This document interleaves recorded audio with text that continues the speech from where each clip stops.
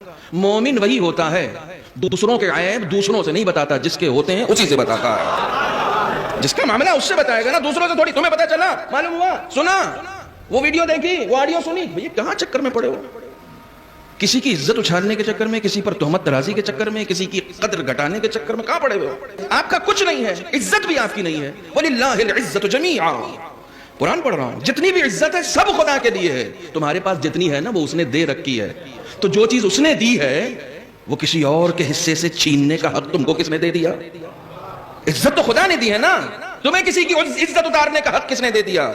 اگر وہ تمہاری عزت اتارنے پر آ جائے تو تم معاشرے میں کسی سے ہاتھ ملانے کے قابل نہیں رہو گے۔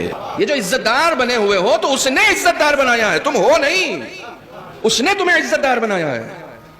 چنانچہ کسی کی عزت کو، کسی کی حرمت کو پامال کرنے کا حق تم کو نہیں ہے۔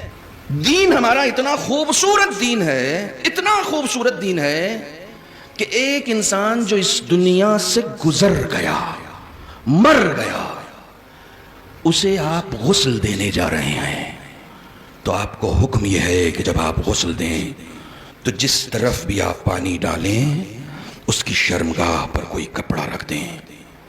بوڑھا ہو چکا ہے، دوسری طرف جائیں تو دوسری طرف کپڑا رکھ دیں۔ معبود اتنا اہتمام کیوں؟ یہ مر گیا ہے۔ کہا ہم مرے ہوئے کو اتنی عزت دیتے ہیں کہ اس کی آبرو نہ چلی جائے تو زندہ کی کتنی آبرو ہوگی؟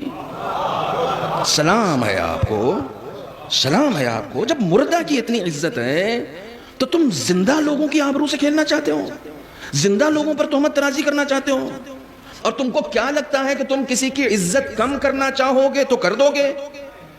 کمال یہ ہے کہ خود کو مسلمان کہتے ہو، خود کو قرآن کا ماننے والا کہتے ہو، اور پھر کسی کی عزت پہ ہاتھ ڈالتے ہو، جبکہ روزانہ قرآن میں پڑھتے ہو وَتُعِزُّ مَن تَشَاءُ وَتُذِلُّ مَن تَشَاءُ۔ بھائی وہ جس کو چاہے گا عزت دے گا، وہ جس کو چاہے گا ذلیل کرے گا، اور خدا کی قسم اس نے کیا۔ تمہارے بس کا نہیں ہے، جو چیز تمہارے بس کی نہیں ہے اس میں ہاتھ کیوں ڈال رہے ہو؟ تم کو اپنی عزت گنوانے کا حق نہیں ہے، اپنی عزت۔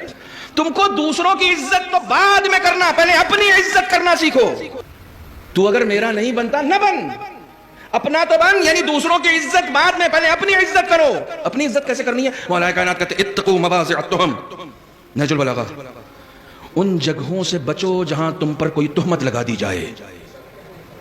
مومن ہو، شراب خانے کے باہر مت کھڑے رہنا، اپنی عزت کرو۔ مجھے معلوم ہے تم شراب نہیں پیتے، مگر ادھر سے گزرنا بھی مت تاکہ تمہاری عزت کی حفاظت ہو سکے۔